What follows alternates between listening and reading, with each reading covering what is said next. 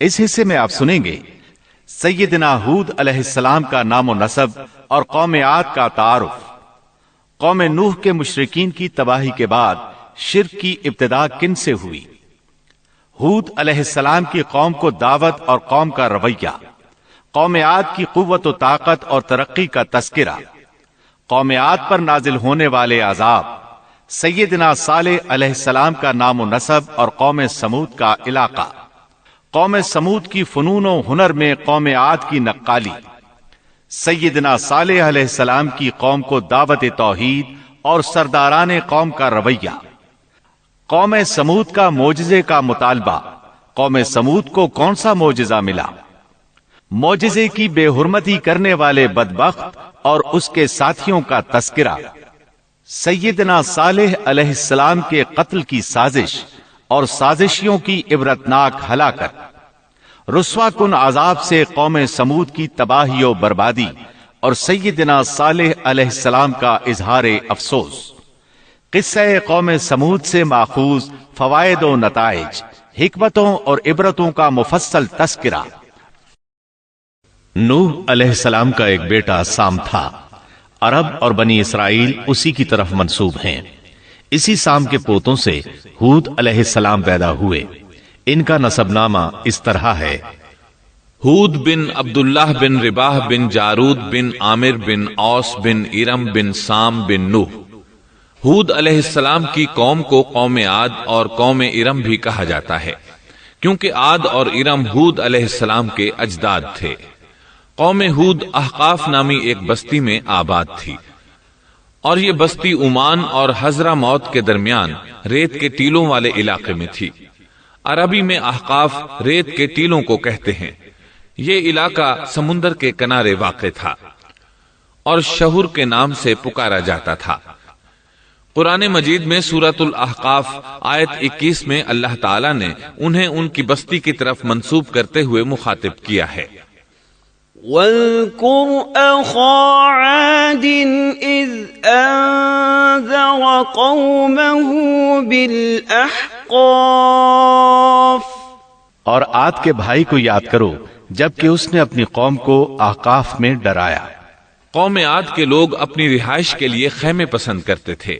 ان کے خیمے بہت مضبوط اور پختہ ہوتے تھے۔ یہ لوگ ان کو بڑی مہارت سے بناتے تھے، پھر ان پر فخر کرتے تھے۔ اللہ تعالیٰ سورۃ الفجر آیات 6 تا 8 میں فرماتے ہیں: أَلَمْ تَرَ كَيْفَ فَعَلَ رَبُّكَ بِعَادٍ إِرَمَ ذَاتِ الْعِمَادِ التي لم يخلق مثلها في البلاد۔ کیا آپ نے نہیں دیکھا کہ آپ کے رب نے عاد کے ساتھ کیا کیا، جو نسل ارم سے تھے، ستونوں والے تھے، جن کے مانند کوئی قوم دنیا کے ممالک میں پیدا نہیں کی گئی۔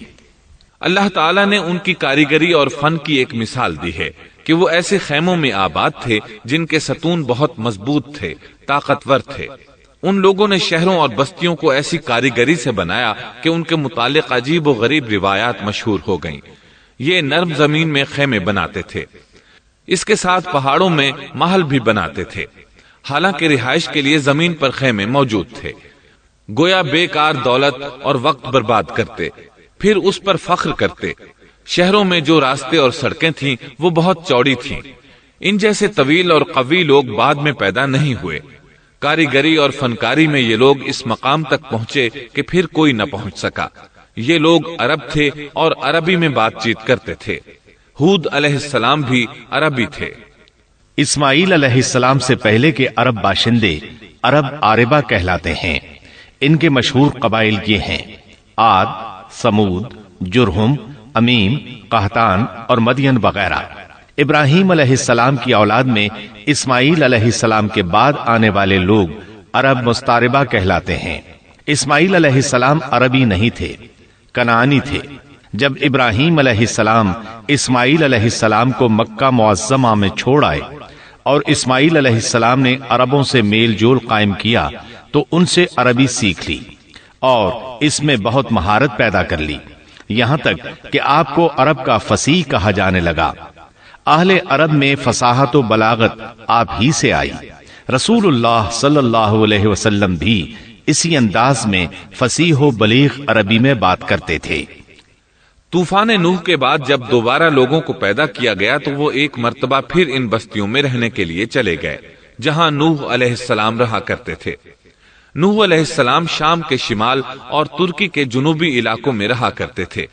لوگ یہاں آباد ہو گئے، پھر یہاں سے کچھ لوگ فلسطین اور شام کی طرف ہجرت کر گئے اور کچھ لوگ جزیرے کی طرف ہجرت کر گئے، اور قوم عاد جزیرے کے جنوب میں آ کر آباد ہو گئی۔ اس وقت تمام لوگ توحید پر تھے۔ طوفان کے ساتھ جب زمین پامال ہو گئی تو اس پر سوائے نوح علیہ السلام کی اولاد کے اور کوئی زندہ نہ رہا۔ یہ لوگ توحید پرست تھے، لیکن وقت کے ساتھ ساتھ قوم عاد آباد ہوئی اور شیطان نے ان کے دلوں میں وسوسہ ڈالا۔ اس طرح وہ شیطان کی عبادت کرنے لگے۔ چنانچہ قوم نوح کے بعد سب سے پہلے جس قوم نے بت پرستی اختیار کی وہ قوم عاد تھی۔ اس قوم کو اللہ تعالیٰ نے بہت ڈیل ڈال دیا تھا، وہ بہت طاقتور قوم تھی۔ مفسرین بیان کرتے ہیں کہ ان کے جسم بہت مضبوط اور ٹھوس تھے، قد بہت لمبے تھے۔ آدم علیہ السلام کا قد 60 ہاتھ تھا، اس قوم کا قد بھی قریباً اتنا ہی تھا۔ اس طرف سورۃ الاعراف آیت 69 میں اشارہ موجود ہے۔ اللہ تعالیٰ فرماتے ہیں وَاذْكُرُوا إِذْ جَعَلَكُمْ خُلَفَاءَ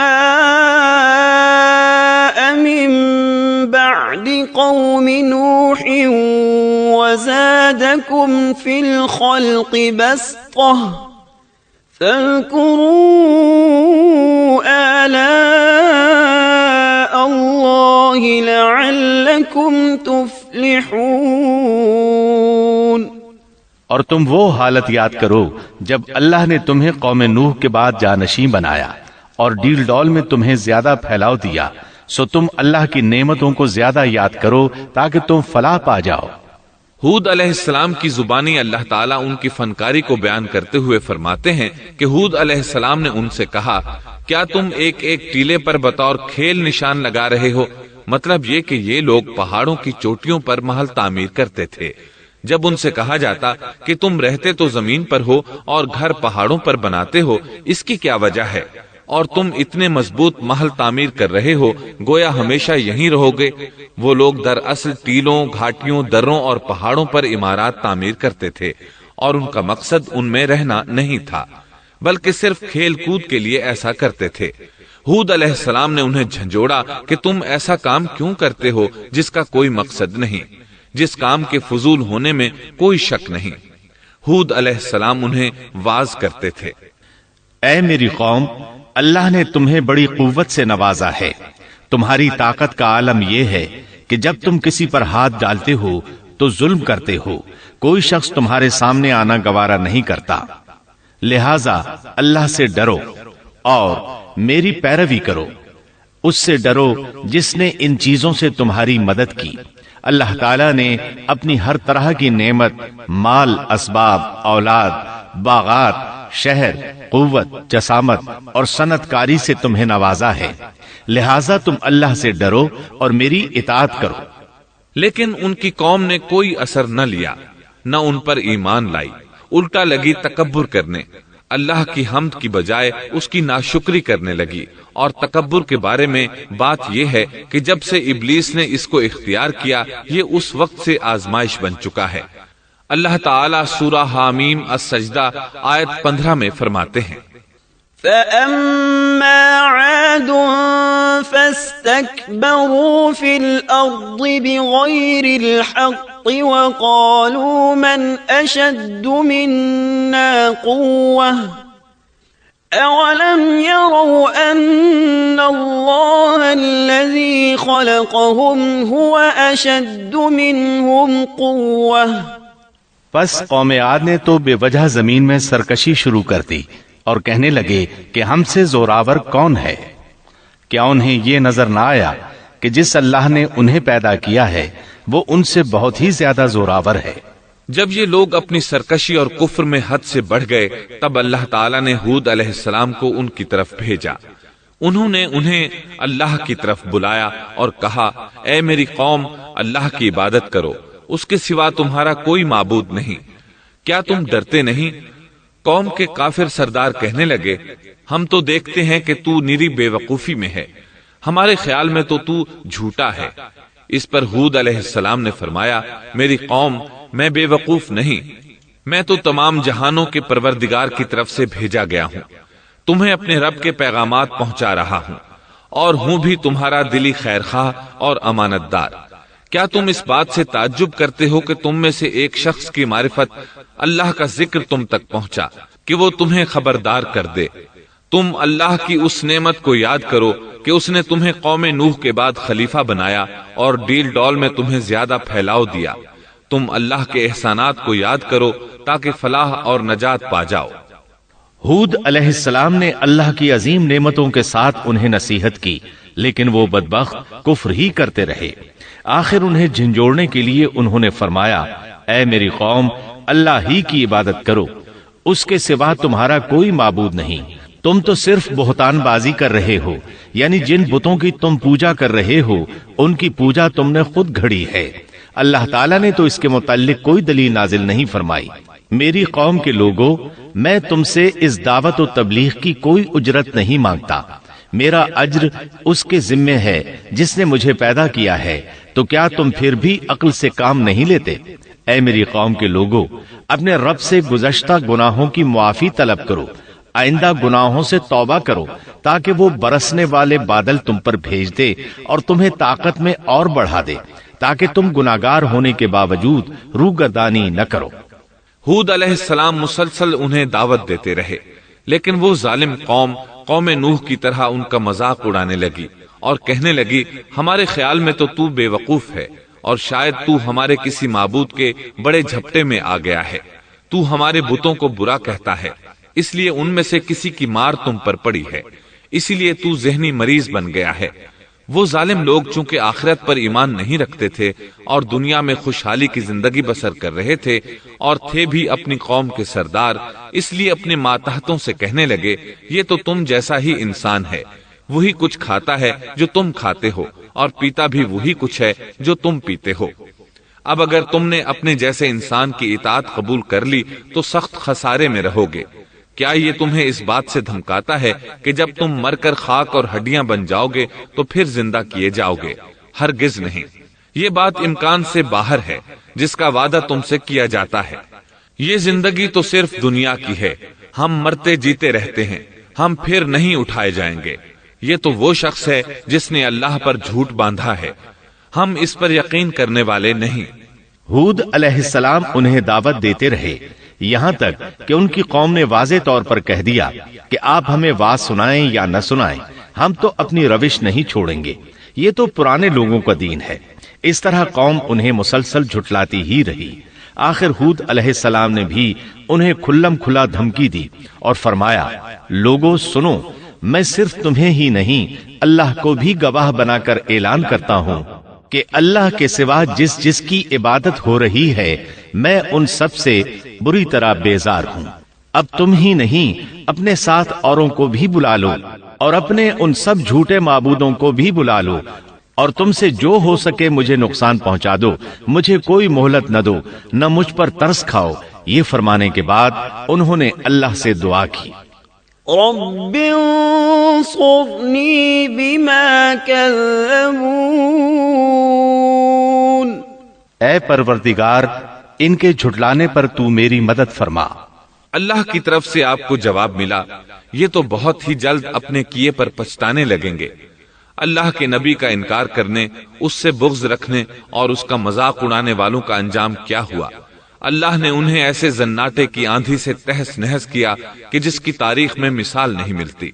اللہ نے ان سے بارش روک لی، اس سے خشک سالی کی کیفیت پیدا ہو گئی، درخت اور پھل ختم ہو گئے، وہ لوگ بارش کی خواہش کرنے لگے۔ اسی حالت میں ایک دن اللہ نے انہیں عذاب دینے کا ارادہ فرمایا۔ انہوں نے دیکھا ایک سیاہ بادل ان کی طرف بڑھ رہا ہے، خوشی سے اچھلنے لگے، کہنے لگے یہ بادل ہم پر برسنے والا ہے، جبکہ ان کا خیال غلط تھا۔ دراصل ابر کی صورت میں یہ وہ قہر الہی تھا جس کے آنے کی وہ جلدی مچا رہے تھے۔ وہ عذاب ان کی بستیوں کی تمام چیزوں، پھلوں، خیموں، درختوں کو تہس نہس کرتا ہوا آیا۔ اسے اللہ کا یہی حکم تھا۔ آندھی اس قدر زبردست تھی کہ پہاڑوں پر ان کے تعمیر کردہ محلوں تک کو اڑا لے گئی۔ مجرموں کا یہی بدلہ ہے۔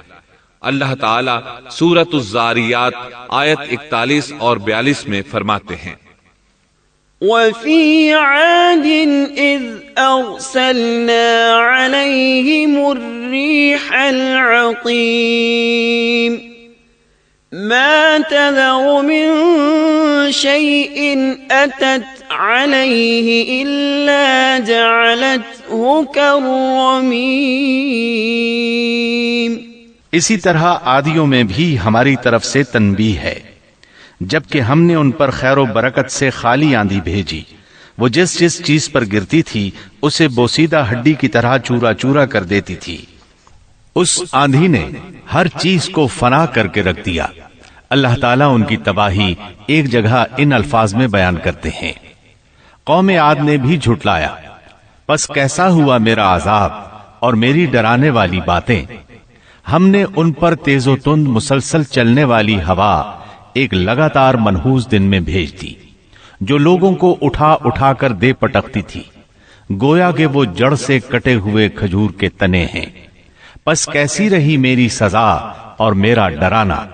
یقیناً ہم نے قرآن کو نصیحت کے لیے آسان کر دیا ہے، پس کیا ہے کوئی نصیحت پکڑنے والا؟ ایک تیسرے مقام پر اللہ نے ان کی ذلت اور رسوائی کا ذکر یوں کیا ہے، قوم عاد بے حد تند اور تیز ہوا سے غارت کر دی گئی۔ وہ ہوا ان پر برابر لگاتار 7 رات اور 8 دن تک اللہ کے حکم سے چلتی رہی۔ آپ وہاں ہوتے تو دیکھتے کہ وہاں لوگ یوں چاروں شانوں چت گرے پڑے ہیں جیسے وہ کھجوروں کے کھوکھلے تنے ہوں۔ کیا ان میں سے کوئی بھی آپ کو باقی نظر آ رہا ہے؟ ہود علیہ السلام کو اللہ تعالیٰ نے اپنی رحمت سے نجات دی، باقی تمام جگہوں پر تباہی تھی، لیکن جس جگہ ہود علیہ السلام اور ان کے ساتھی تھے اس طرف یہ ہوا پھٹکی بھی نہیں۔ کہا جاتا ہے کہ ایک باڑ تھی جس میں ہود علیہ السلام، حیوانات، چوپائے اور ان پر ایمان لانے والے تھے، اور آندھی نے ہر چیز کو فنا کر ڈالا۔ اللہ تعالیٰ سورہ آراف آیت 72 میں فرماتے ہیں، فَأَنجَيْنَاهُ وَالَّذِينَ مَعَهُ بِرَحْمَةٍ مِّنَّا وَقَطَعْنَا دَابِرَ الَّذِينَ كَذَّبُوا بِآيَاتِنَا وَمَا كَانُوا مُؤْمِنِينَ۔ غرض ہم نے انہیں اور ان کے ساتھیوں کو اپنی رحمت سے بچا لیا اور ان لوگوں کی جڑ کاٹ دی جنہوں نے ہماری آیتوں کو جھٹلایا تھا اور وہ ایمان لانے والے نہ تھے۔ اسی طرح سورہ ہود میں اللہ فرماتے ہیں، جب ہمارا حکم آ پہنچا تو ہم نے ہود کو اور ان کے ساتھیوں کو اپنی خاص رحمت سے نجات دی۔ ہم نے ان سب کو سخت عذاب سے صاف بچا لیا۔ یہ تھے قوم عاد کے لوگ جنہوں نے اپنے رب کی آیتوں کا انکار کیا اور اس کے رسولوں کی نافرمانی کی، اور ہر ایک سرکش نافرمان کے حکم کو مانا۔ دنیا میں بھی ان پر لعنت لگا دی گئی اور قیامت کے دن بھی۔ دیکھ لو، قوم عاد نے اپنے رب سے کفر کیا، ہود کی قوم عاد پر لعنت ہو۔ اس طرح قوم عاد تباہ ہو گئی۔ ان کے بعد مومنوں نے ان کے باقی بچ جانے والے مکانات پر قبضہ کر لیا اور وہاں رہنے لگے۔ پھر ہود علیہ السلام نے حضرہ موت میں وفات پائی۔ اب ہم آتے ہیں سیدنا صالح علیہ السلام کے قصے کی طرف۔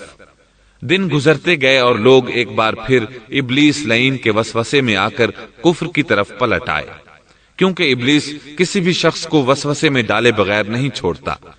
اس طرح ایک بار پھر کفر پھیل گیا۔ چنانچہ اللہ نے ان کی ہدایت کے لیے صالح علیہ السلام کو مبعوث فرمایا۔ یہ سمود کے پوتوں میں سے ایک عربی نبی تھے۔ ان کا نسب نامہ اس طرح ہے: صالح بن عبید بن سیاف بن ماشح بن عبید بن حاضر بن سمود بن ارم بن سام بن نوح علیہ السلام۔ گویا صالح علیہ السلام کا تعلق قوم سمود سے تھا، اور یہ قوم عاد کی نسل سے تھی۔ سمود کی قوم نے یمن کو خیر باد کہا اور جزیرے سے شمال کی طرف منتقل ہو گئے، پھر وہاں ہجر نامی ایک بستی میں جا ٹھہرے۔ قرآن کریم کی سورۃ الحجر اسی بستی کے نام سے موسوم ہے۔ قوم عاد کا تذکرہ سورۃ الحجر کے علاوہ سورۃ الاحقاف اور سورہ ہود میں بھی ہے۔ اللہ تعالیٰ سورۃ الحجر آیت 80 میں فرماتے ہیں، وَلَقَدْ كَذَّبَ أَصْحَابُ الْحِجْرِ الْمُرْسَلِينَ، اور ہجر والوں نے بھی رسولوں کو جھٹلایا۔ ہجر قوم سمود کا مرکزی شہر تھا، اب وہ مدائن صالح کے نام سے مشہور ہے۔ یہ شہر مدینہ منورہ کے شمال مغرب میں 380 کلومیٹر کے فاصلے پر واقع ہے۔ یہ لوگ بھی پہاڑوں کو تراش کر گھر بناتے تھے۔ یہ صنعت اور کاریگری انہوں نے قوم عاد سے وراثت میں پائی تھی۔ اللہ تعالیٰ سورۃ الفجر آیت 9 میں فرماتے ہیں، وَثَمُودَ الَّذِينَ جَابُوا الصَّخْرَ بِالْوَادِ، اور قوم سمود کے ساتھ کیا کیا جنہوں نے وادی میں بڑے بڑے پتھر تراشے تھے۔ قرآن مجید میں اللہ تعالیٰ ایک مقام پر فرماتے ہیں، اور ہم نے قوم عاد اور سمود کو غارت کیا جن کے بعض مکانات آپ کے سامنے ظاہر ہیں۔ ان کے مکانات ان کی تباہی سے لے کر اب تک موجود ہیں۔ شام کے راستے میں خیبر، تیماء سے تبوک تک قوم سمود کے آثار پائے جاتے ہیں۔ یہ لوگ کس طرح پتھر تراش تراش کر گھر بناتے تھے، اللہ تعالیٰ نے سورۃ الاعراف آیت 74 میں اس کا ذکر کیا ہے۔ وَاذْكُرُوا إِذْ جَعَلَكُمْ خُلَفَاءَ مِنْ بَعْدِ عَادٍ وَبَوَّأَكُمْ فِي الْأَرْضِ تَتَّخِذُونَ مِنْ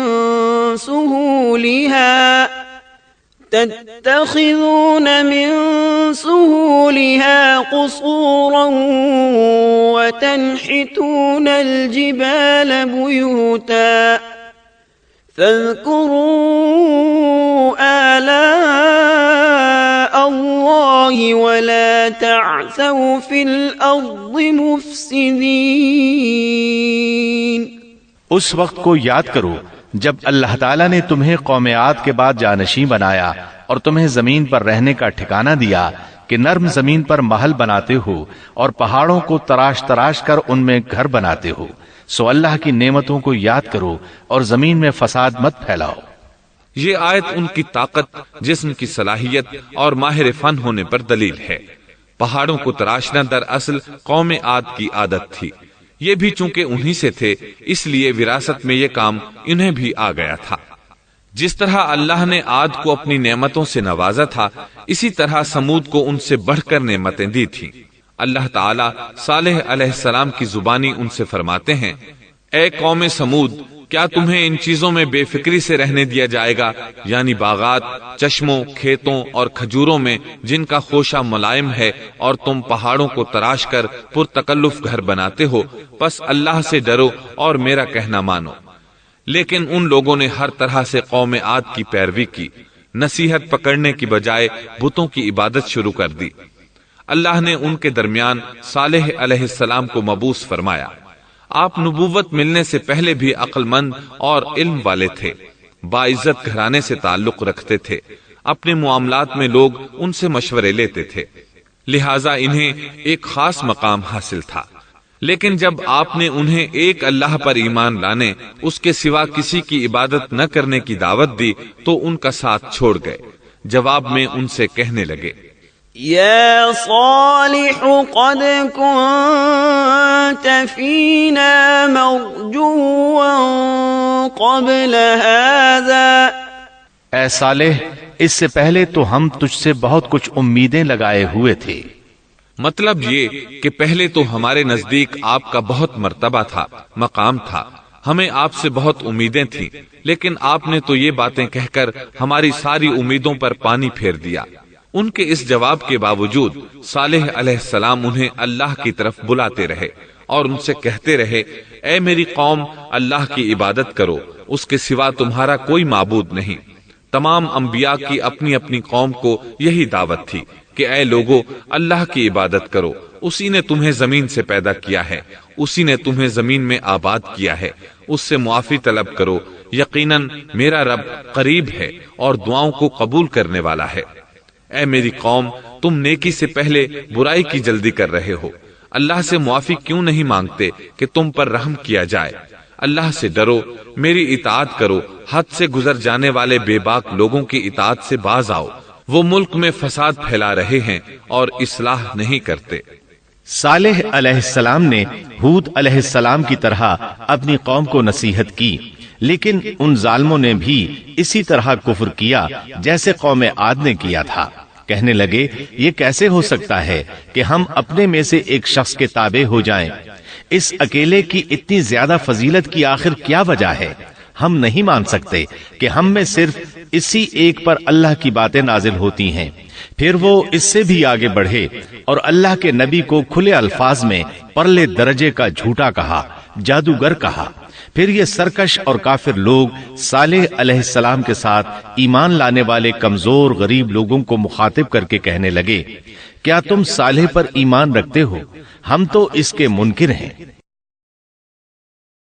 اس طرح صالح علیہ السلام دن رات انہیں دعوت دیتے رہے، یہاں تک کہ یہ لوگ صالح علیہ السلام سے کہنے لگے، تم نے اور تمہارے ساتھیوں نے ہمارے اندر نحوست پھیلا رکھی ہے اور اسی لیے ہم مشکلات اور مصائب کا شکار ہیں، لہٰذا تم ہم سے دور ہو جاؤ۔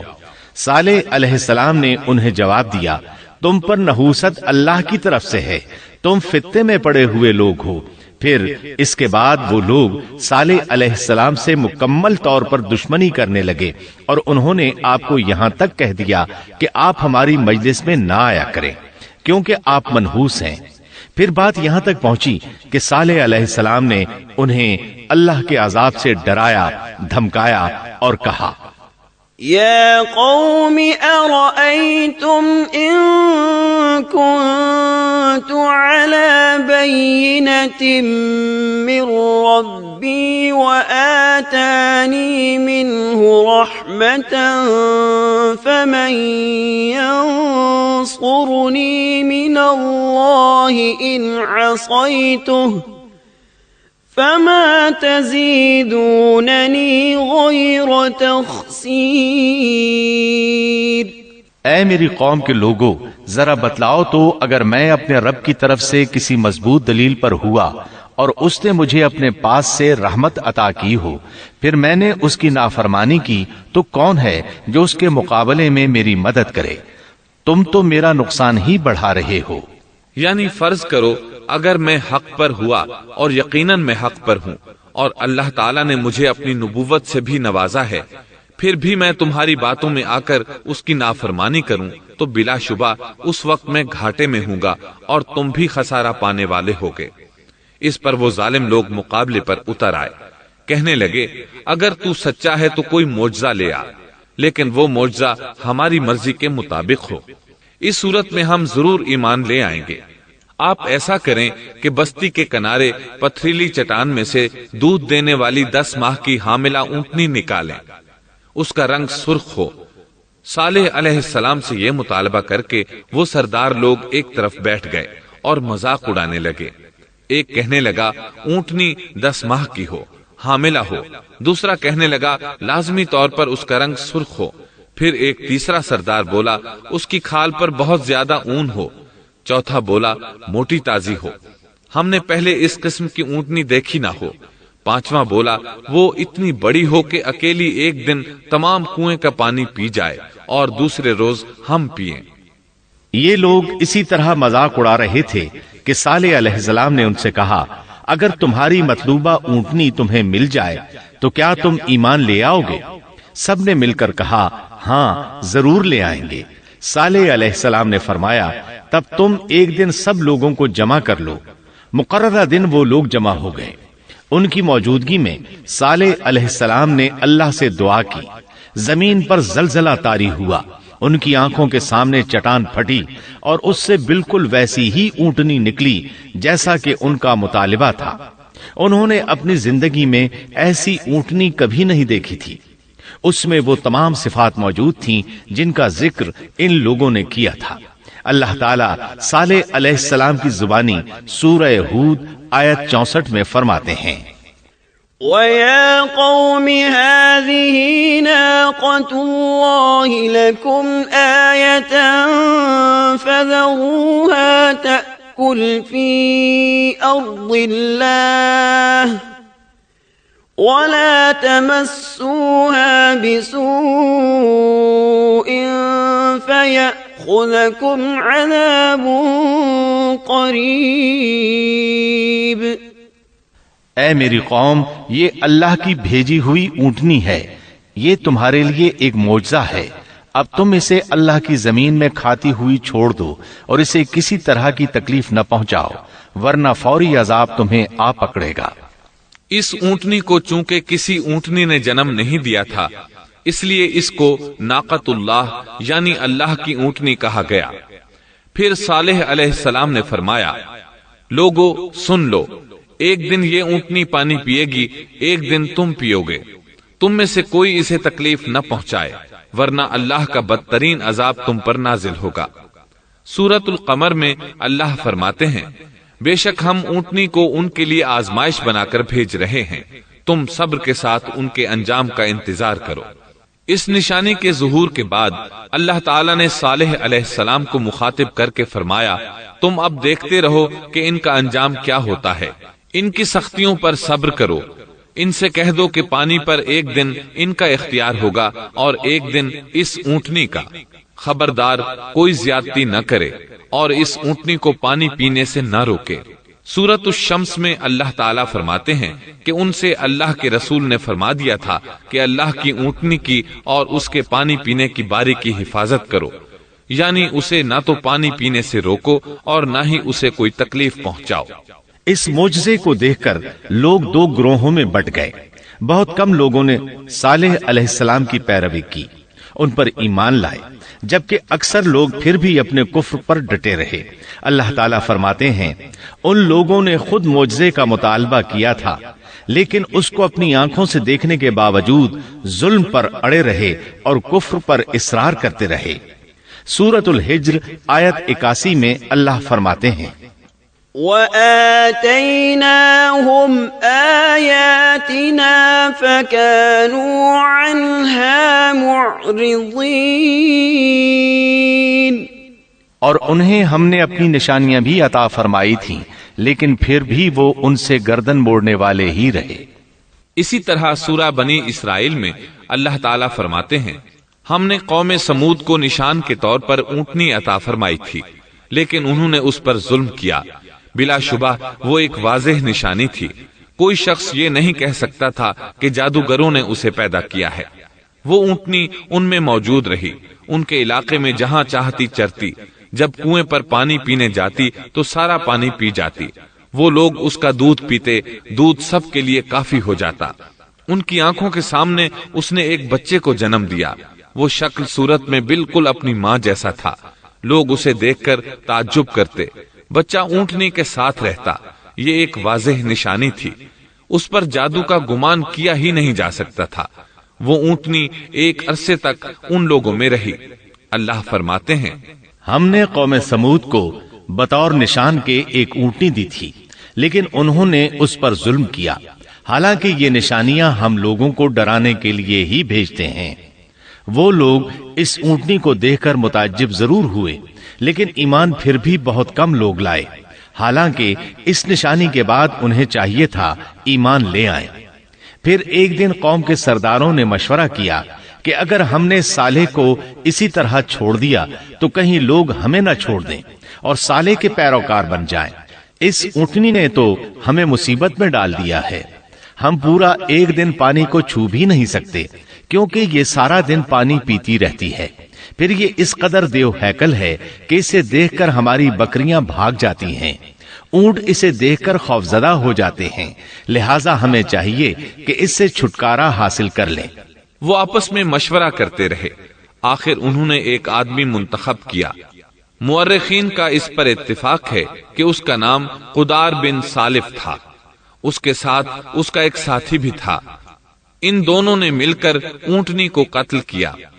اللہ تعالیٰ سورۃ القمر آیت 29 اور 30 میں فرماتے ہیں، فنادوا صاحبهم فتعاطى فعقر فكيف كان عذابي ونذر۔ پھر انہوں نے اپنے ساتھی کو بلایا، تب اس نے ہاتھ بڑھایا اور اس کی کونچیں کاٹ دیں، پھر دیکھا ہمارا عذاب اور ڈراوا کیسا تھا۔ اس قدار کے بارے میں نبی کریم صلی اللہ علیہ وسلم کا ارشاد ہے کہ پہلے لوگوں میں سے سب سے زیادہ بدبخت یہی تھا۔ اللہ تعالیٰ نے قرآن مجید میں اس کا ذکر یوں فرمایا ہے، فَنَادَوْا صَاحِبَهُمْ، پھر انہوں نے اپنے ساتھی کو پکارا۔ سورۃ الشمس میں اللہ فرماتے ہیں، إِذِ انبَعَثَ أَشْقَاهَا، جب ان میں بڑا بدبخت شخص اٹھ کھڑا ہوا۔ یہ بدبخت قدار اٹھا، اپنے ساتھی کو ساتھ لیا اور اونٹنی کو قتل کرنے کے لیے تیار ہو گئے۔ آپس میں مشورہ ہوا کہ یہ نہ کہا جائے ہم نے اسے قتل کیا ہے۔ اس طرح باقی لوگوں نے بھی ان سے اتفاق کیا۔ اللہ تعالیٰ سورہ نمل آیت 48 میں فرماتے ہیں، وَكَانَ فِي الْمَدِينَةِ 9 رَهْطٍ يُفْسِدُونَ فِي الْأَرْضِ وَلَا يُصْلِحُونَ، اور اس شہر میں 9 آدمی ایسے تھے جو زمین میں فساد کرتے تھے اور اصلاح نہیں کرتے تھے۔ مطلب یہ کہ یہ لوگ فساد کی انتہا کو پہنچے ہوئے تھے، ان میں بھلائی نام کو نہیں تھی اور نہ ان کا فساد کی اصلاح کا ارادہ تھا۔ بخاری، مسلم اور مسند احمد کی ایک حدیث میں ہے، رسول اللہ صلی اللہ علیہ وسلم نے ایک بار اپنے خطبے میں اس اونٹنی اور اسے مار ڈالنے کا ذکر فرمایا۔ آیت اِذِ انبَعَثَ أَشْقَاهَا کی تلاوت کرتے ہوئے فرمایا کہ جیسے ابو زمعہ تھا، اسی جیسا یہ شخص بھی اپنی قوم میں عزیز، دلیر اور بڑا آدمی تھا۔ تمام لوگوں نے اس بدبخت کے ساتھ عہد کیا اور اسے یقین دہانی کرائی کہ اگر تمہارے ساتھ کسی نے برائی کا ارادہ کیا تو تمام قوم تمہاری حمایت میں اٹھ کھڑی ہوگی۔ اس یقین دہانی کے بعد یہ بدبخت اونٹنی کے انتظار میں بیٹھ گئے۔ اونٹنی پہاڑ کی طرف سے آتی تھی اور پانی پی کر واپس چلی جاتی تھی، یہی اس کا معمول تھا۔ جب ان لوگوں نے چٹان سے اونٹنی کو نکلتے دیکھا تو اچانک حملہ کرنے کے لیے آگے بڑھے، لیکن اس کا جثہ دیکھ کر خوفزدہ ہو گئے، الٹے پاؤں بھاگے۔ بدبخت قدار نے اپنے ساتھیوں کی یہ حالت دیکھی تو ہنس پڑا اور آگے بڑھ کر اونٹنی کی ران میں تیر مارا۔ اس سے اونٹنی کی ران کی ہڈی ٹوٹ گئی اور وہ نیچے گر گئی۔ پھر اس ظالم نے اپنے ساتھیوں کو آواز دی اور آگے بڑھ کر اونٹنی کی کونچیں کاٹ دی۔ سورۃ الشمس میں اللہ تعالیٰ فرماتے ہیں، ان لوگوں نے اپنے پیغمبر کو جھوٹا سمجھ کر اس اونٹنی کی کونچیں کاٹ دیں، پس ان کے رب نے ان کے گناہوں کے باعث ان پر ہلاکت ڈالی اور پھر ہلاکت کو عام کر دیا اور اس بستی کو برباد کر دیا۔ اونٹنی کی کونچیں کاٹ دیے جانے کے بارے میں اللہ تعالیٰ ایک دوسرے مقام پر فرماتے ہیں کہ پس انہوں نے اونٹنی کو مار ڈالا اور اپنے پروردگار کے حکم سے سرتابی کی اور کہنے لگے، اے صالح، جن عذابوں سے تو ہمیں دھمکاتا رہتا تھا، اگر تو واقعی پیغمبر ہے تو ان عذابوں کو ہم پر نازل کرا دے۔ اونٹنی پر حملہ ہوتے ہی اس کا بچہ بھاگ نکلا تھا۔ وہ پہاڑ کی چوٹی پر چڑھ گیا، 3 مرتبہ بلبلایا۔ یہ بدبخت اس کے پیچھے بھاگے اور آخر اسے بھی قتل کر دیا۔ پھر تمام بستی والے جمع ہوئے، اونٹنی اور اس کے بچے کا گوشت تیار کیا اور مزے کے ساتھ اس کو کھایا۔ اس جرم میں ان سب نے شرکت کی، البتہ جو لوگ صالح علیہ السلام پر ایمان لے آئے تھے وہ الگ تھلگ رہے۔ صالح علیہ السلام کو جب یہ خبر ملی تو وہ گھبرائے ہوئے اونٹنی کے پاس پہنچے۔ اونٹنی بے جان پڑی تھی، اس کا بچہ بھی بے جان تھا۔ لوگ ان کے گرد جمع تھے اور ان کا گوشت کھا رہے تھے۔ اس وقت صالح علیہ السلام نے ان سے کہا، فَقَالَ تَمَتَّعُوا فِي دَارِكُمْ 3 أَيَّامٍ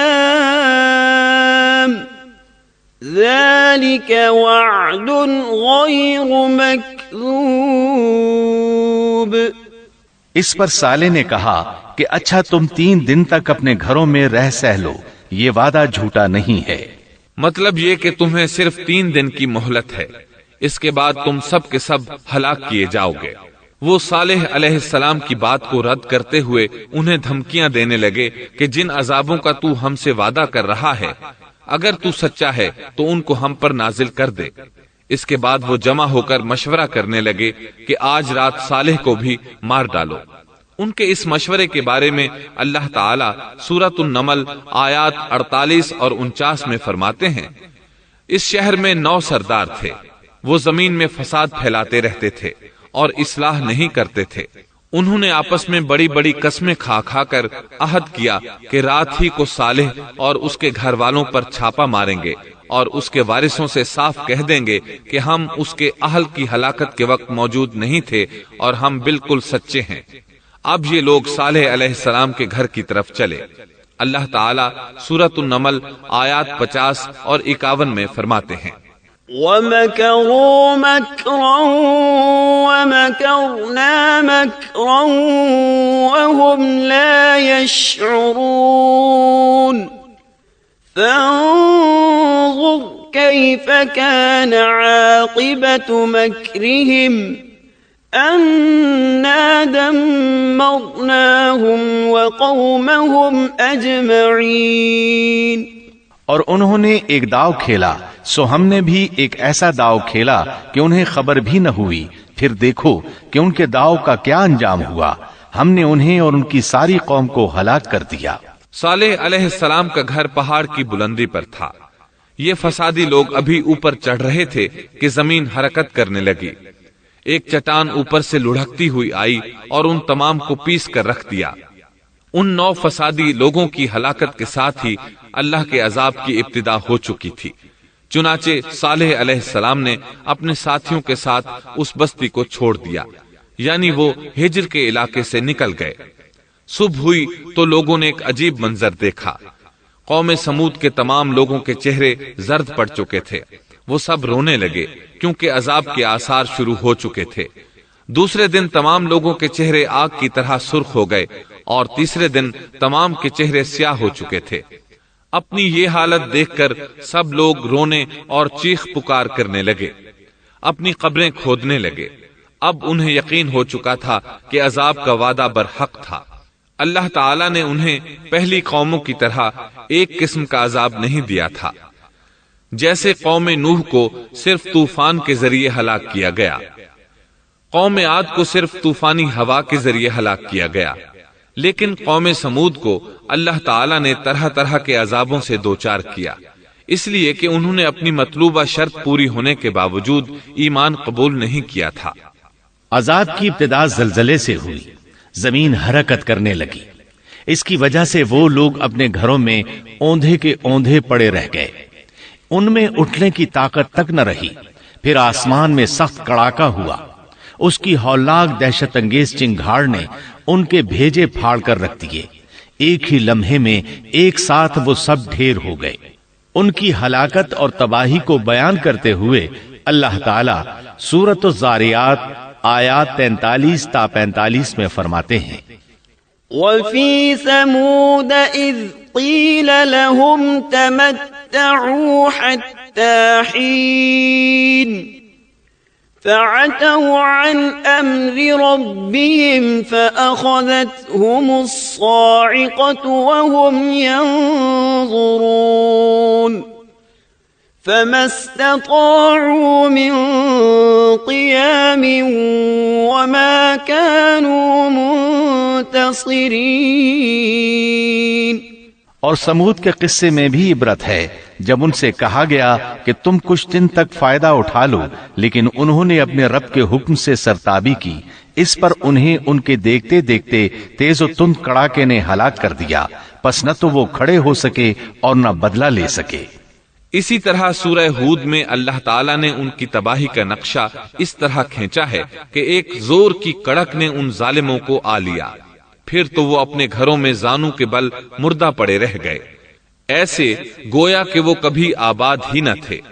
سورۃ القمر میں اللہ نے ان کی رسوائی ان الفاظ میں بیان کی ہے، ہم نے ان پر ایک چیخ بھیجی، پھر وہ ایسے ہو گئے جیسے کانٹوں کی باڑ کا چورا۔ دوسری طرف صالح علیہ السلام اور ان کے ساتھیوں کو اللہ تعالیٰ نے اپنی رحمت سے نجات دی۔ اللہ تعالیٰ سورہ ہود آیت 66 میں فرماتے ہیں، فَلَمَّا جَاءَ أَمْرُنَا نَجَّيْنَا ونجينا صالحا والذين آمنوا معه برحمة منا ومن خزي يومئذ إن ربك هو القوي العزيز۔ پھر جب ہمارا فرمان آ پہنچا ہم نے صالح اور ان پر ایمان لانے والوں کو اپنے فضل سے اس سے بچا لیا اور اس دن کی رسوائی سے بھی۔ یقیناً تیرا پروردگار نہایت توانا اور غالب ہے۔ اس قوم کے آثار آج تک باقی ہیں۔ مدینہ منورہ کے شمال مغرب میں ان کے گھر موجود ہیں۔ اب یہ علاقہ مدائن صالح کے نام سے مشہور ہے۔ سورۃ النمل میں اللہ تعالیٰ فرماتے ہیں پس یہ ان کے گھر ہیں جو ان کے ظلم کے سبب ویران پڑے ہیں، بے شک اس میں دانش مندوں کے لیے نشانیاں ہیں۔ اللہ تعالیٰ نے ان کے نشانات کو آج تک باقی رکھا ہے تاکہ بعد میں آنے والوں کو یقین ہو جائے اور کسی قسم کا شک نہ رہے۔ عذاب کے آثار نمودار ہونے پر صالح علیہ السلام نے ان سے فرمایا تھا، اے میری قوم، میں نے تمہیں اپنے پروردگار کا حکم پہنچا دیا تھا اور میں نے تمہاری خیر خواہی کی، لیکن تم لوگ خیر خواہوں کو پسند نہیں کرتے۔ اس کے بعد صالح علیہ السلام اپنے ساتھیوں کے ساتھ وہاں سے ہجرت کر کے فلسطین آ گئے، وہیں رملہ نامی بستی میں رہنے لگے اور یہیں آپ کی وفات ہوئی۔ نبی کریم صلی اللہ علیہ وسلم صحابہ کرام رضی اللہ عنہم کے ساتھ تبوک تشریف لے گئے تو آپ نے مدائن صالح کے قریب قیام فرمایا تھا۔ صحابہ نے ان کنوؤں سے پانی لے لیا جو قوم سمود کے استعمال میں رہے تھے، کچھ برتن بھی وہاں سے لے لیے۔ آپ کو پتہ چلا تو آپ نے حکم فرمایا ان برتنوں کو توڑ دو اور اس پانی کو بہا دو اور اس پانی سے جو کھانا تیار کیا ہے اس کو الٹ دو۔ آپ نے انہیں ان گھروں میں داخل ہونے سے بھی روک دیا جن میں اللہ کا عذاب نازل ہوا تھا۔ آپ صلی اللہ علیہ وسلم نے فرمایا، میں ڈرتا ہوں تم پر بھی ایسا عذاب نہ آ جائے جیسا ان پر آیا تھا، اس لیے ان کے علاقے میں داخل نہ ہوا کرو، اور اگر داخل ہونا پڑ جائے تو روتے ہوئے داخل ہوا کرو، اور رونا نہ آئے تو رونے جیسی شکلیں بنا لیا کرو تاکہ تمہارا شمار ظالموں میں نہ ہو۔ اللہ تعالیٰ فرماتے ہیں، ألا إن ثمود كفروا ربهم ألا بعدا لثمود۔ آگاہ رہو، قوم سمود نے اپنے رب سے کفر کیا، سن لو ان سمودیوں پر پھٹکار ہے۔ قرآن میں ان کا قصہ 26 سے زائد مرتبہ بیان کیا گیا ہے۔ اس کے بعد لوگ ایمان کی حالت میں امن چین کی زندگی بسر کرنے لگے، لیکن پھر نئے سرے سے ان میں خرابی پیدا ہوئی۔ شیطان نے پھر اپنا کام دکھایا، ان کے دلوں میں وسوسہ ڈالا اور فلسطین، عراق، مصر اور جزیرے کے نواحی علاقوں میں شرک پھیل گیا۔ لوگ ایک بار پھر کفر کی طرف پلٹ پڑے۔ اس پورے قصے میں چند عبرتیں ہیں، آئیے ذرا ان کا بھی ذکر ہو جائے۔ اللہ تعالیٰ کی اونٹنی اگرچہ سیدنا صالح علیہ السلام کی نبوت کا ایک نشان تھی، ان کی سچائی کا ثبوت تھی، لیکن قرآن کریم کی وضاحت یہ ہے کہ وہ قوم سمود کی آزمائش کے لیے تھی اور وہی ان کی ہلاکت کا نشان ثابت ہوئی، جیسا کہ سورۃ القمر میں اللہ تعالیٰ فرماتے ہیں، إنا مرسل الناقة فتنة لهم فارتقبهم واصطبر۔ بے شک ہم اونٹنی کو ان کی آزمائش اور امتحان کے لیے بھیجنے والے ہیں، پس تو ان کے انتظار میں رہ اور صبر اختیار کر۔ سنت اللہ یہ رہی ہے کہ اگر وہ اپنے پیغمبر کو کسی قوم کی ہدایت کے لیے بھیجے اور قوم اس کی ہدایت پر کان نہ دھرے تو ضروری نہیں کہ وہ قوم ہلاک کر دی جائے، لیکن جو قوم اپنے نبی سے اس وعدے پر نشان طلب کرے کہ اگر ان کا مطلوبہ نشان ظاہر ہو گیا تو وہ ایمان لے آئیں گے، اور پھر نشان آ جانے کے بعد وہ ایمان نہ لائے تو اس قوم کی ہلاکت یقینی ہے۔ اللہ تعالیٰ پھر اس قوم کو معاف نہیں کرتے جب تک کہ وہ تائب نہ ہو جائے اور اللہ کے دین کو قبول نہ کرے، یا عذاب الہی سے صفحہ ہستی سے مٹ کر دوسروں کے لیے عبرت کا نشان بن جائے۔ لیکن اس سنت سے نبی کریم صلی اللہ علیہ وسلم کی امت مستثنا ہے۔ اس لیے کہ آپ صلی اللہ علیہ وسلم نے وضاحت فرمائی ہے، میں نے اللہ تعالیٰ سے دعا مانگی ہے کہ اللہ تعالیٰ میری امت میں عذاب عام مسلط نہ فرمائے، اور اللہ نے میری دعا قبول فرما لی۔ قرآن میں اللہ تعالیٰ نے نبی کریم صلی اللہ علیہ وسلم کی اس بات کی یوں تصدیق کی ہے، وَمَا كَانَ اللَّهُ لِيُعَذِّبَهُمْ وَأَنْتَ فِيهِمْ۔ اے رسول، اس حال میں کہ تو ان میں موجود ہے، اللہ تعالیٰ ان کافروں پر عذاب مسلط نہیں کرے گا۔ اور یہ ایک خطرناک غلطی ہے، نفس کا دھوکہ ہے کہ انسان عیش و عشرت اور دنیاوی جاہ و جلال کو دیکھ کر یہ خیال کر بیٹھے، یہ گمان کر لے کہ جس قوم یا فرد کے پاس یہ سب کچھ موجود ہے وہ ضرور اللہ تعالیٰ کے سائے میں ہے، اور یہ کہ ان کی یہ خوش عیشی اس بات کی علامت ہے کہ اللہ تعالیٰ کی خوش نودی ان کے ساتھ ہے۔ یہ نفس کا دھوکہ ہے، غلط فہمی ہے، بلکہ کج فہمی ہے۔